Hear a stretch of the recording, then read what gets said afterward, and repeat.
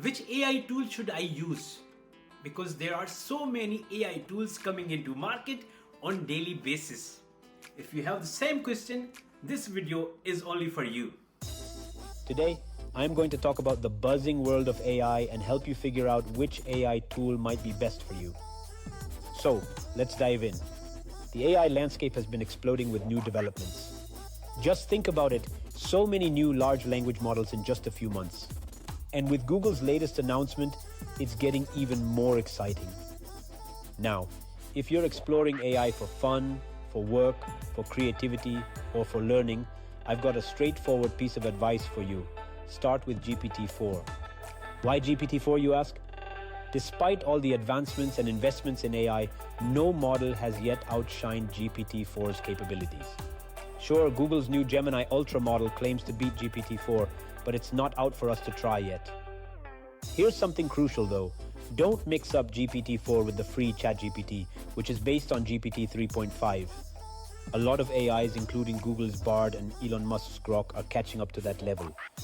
But GPT-4, it's in a league of its own. It's not just about acing tests, it's about making a real-world impact. It helps improve work performance, sparks better ideas, and sometimes it almost feels like you're interacting with a sentient being. GPT-4 isn't just a chatbot, it's a powerhouse. It browses the web, creates images, writes and executes code. It's like a glimpse into the future of AI. But here's a twist. When I ask people if they've tried GPT-4, not many hands go up. Most are still using the free ChatGPT. It seems like a missed opportunity to experience the real magic of advanced AI. So how can you get your hands on GPT-4?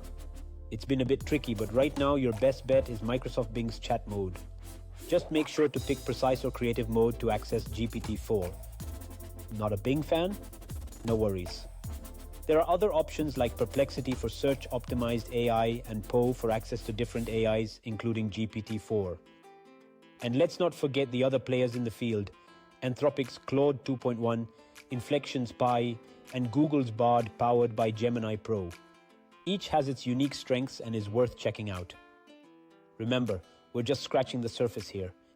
AI is evolving rapidly, and what we see today are just the early versions of much more advanced systems to come.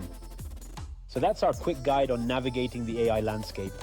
Start experimenting, explore these tools, and get a taste of the future of AI. Thanks for tuning in. Keep exploring, stay curious, and catch our next episode for more insights into the fascinating world of AI.